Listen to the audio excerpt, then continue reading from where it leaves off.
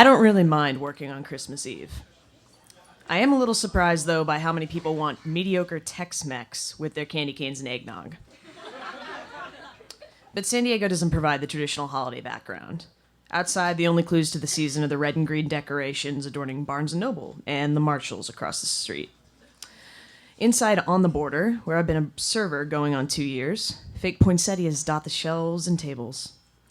From the fairly busy dining room, it looks like no one wants to cook for their extended family 2 days in a row. I should be pushing the cranberry margarita. But then again, there's a lot of things I should do. I should upsell. I should ask every table if it's their first time at this chain. I should encourage people to fill out the Cantina Club cards so we can send them ads and coupons. But I almost never do. While I'm sure there's some underlying spite to my disobedience, I'm mostly just being practical. I'm an introvert, and I support myself by making small talk with strangers. Every addition to my performance as a cheery beacon of customer service drains me a little bit more. Martin, a guy in his early 30s who strives to look like an express model, is managing tonight. He used to like me. When he started, he saw that I was a hard worker, and he gave me the good shifts, the ones that make big money. But I've been job searching for months, and I can no longer summon the energy and enthusiasm it takes to be a believable server.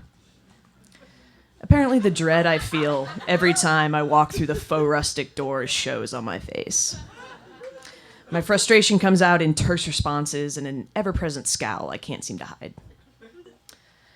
There are people with great dispositions for serving and bartending. People who love the mental juggling, all the meeting new people, and they get into this flow that just seems effortless. I, on the other hand, am a decent server only because I worry a lot. The good shifts have been disappearing from my schedule. Mariah Carey's All I Want for Christmas Is You is playing for the third time this evening when a young woman sits down at table 42, a two-top booth in my section. I pick up chips and salsa from our tortilla station and greet her. She's subdued, orders a Pacifico. The restaurant serves beer in these heavy glass schooners. All the servers and bartenders know it's ridiculous, but that doesn't matter, it's policy. Recently, Martin looked in the handbook for the prescribed method of cutting limes. If you slice across the body of the fruit, the pieces have these natural sections that make it easy to wedge on the rim of a glass. It's like nature wants to make my job a little bit easier. But the handbook told us to do it the other way. So now we just keep some steak knives by the garnish container next to the bar. One thing that helps me to not take the inconveniences and invisibility of the job personally is to remember that everyone you meet is the main character of their story. If someone doesn't pause the conversation when you come to take their order, or they don't seem to realize that you don't have time to muddle through the difference between the shredded beef and carne asada burritos because another table's been waiting 15 minutes for their jalapeno poppers, it's not necessarily because they're a bad person. When you're at the center of your own life, it can be hard to think of servers and passersby as anything more than extras and supporting characters. When you get back to 42 with the schooner of beer, the woman says she's not ready to order. She's probably in her late 20s, with brown hair and a face I forget almost before I get back to the kitchen. Walking in the kitchen is like walking off stage. I can relax my face. I can drink really bad coffee. I can say some of the things that come into my head. I'm not a violent person, but I use the word stab a lot back here. When you've been a server for a while, you keep thinking you've seen it all, that you can't be surprised anymore. And then you walk back in the kitchen, searching for someone to tell what idiotic thing just happened. I've seen the adult son storm away from dinner with his mother. I've seen an elderly woman spill her drink and her husband insist on staying for dessert to show he's not embarrassed by her, even though all she wants to do is leave. I've seen the mom who asked for a manager after I brought her child insufficiently stirred chocolate milk. And I've had the couple let me know on the way out the door that the toddler had an accident in the high chair, so they covered up with the puddle with some napkins on the floor. The infinite combination of human experiences, preferences, and thought processes makes every table a potential shocker. Like the otherwise normal guy who asked for a Coke with no ice. But make sure it's extra cold.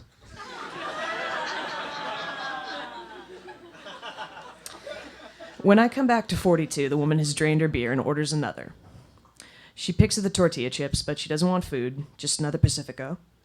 Some servers get annoyed with people who don't order much. If I have a small section and someone's wasting my real estate too long, I do too. But when there are open tables like now, I don't mind a cheap, easy customer.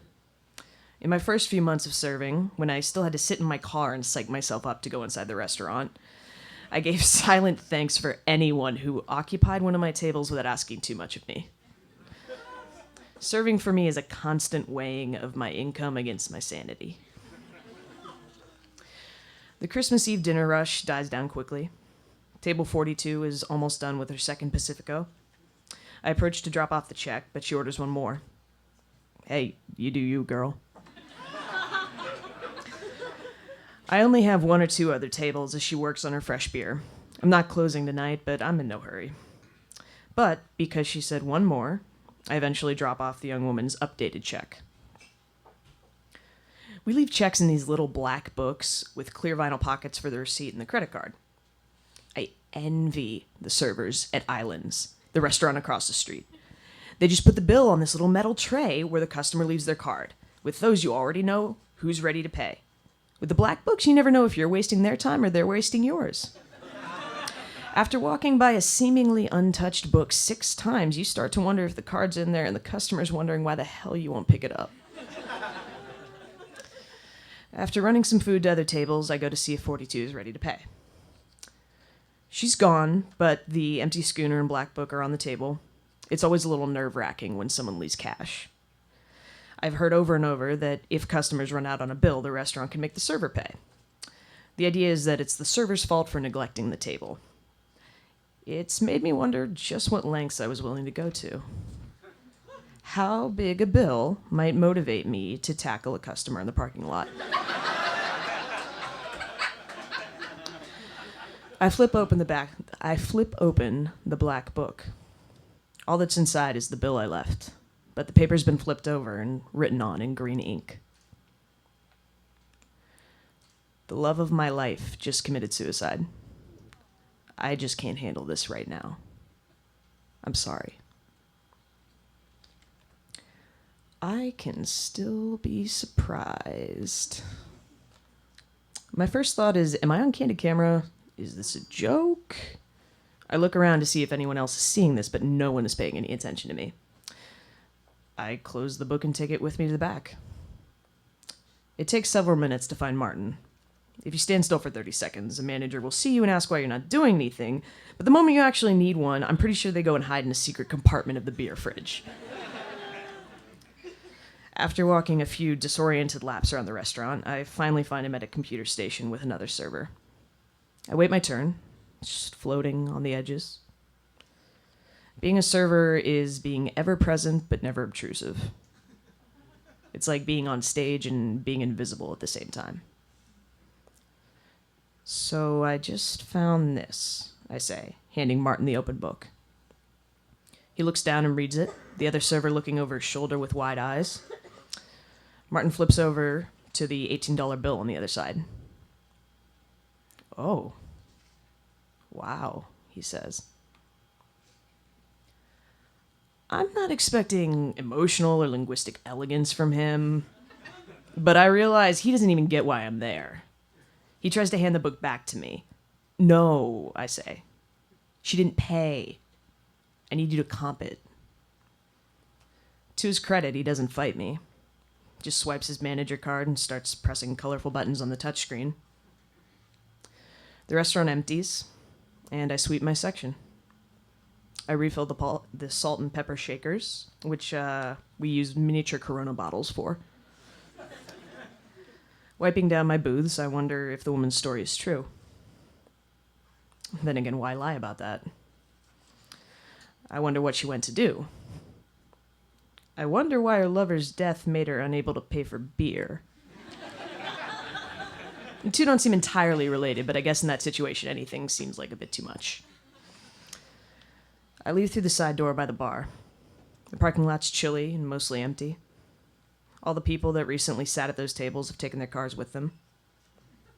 They've moved on to this next scene in their story. Most have probably forgotten about all the minor characters they encountered today. In my car, finally alone, I wonder where the woman went.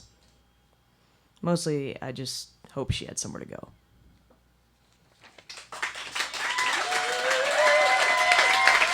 Another VAMP first-timer, Allison Gauss.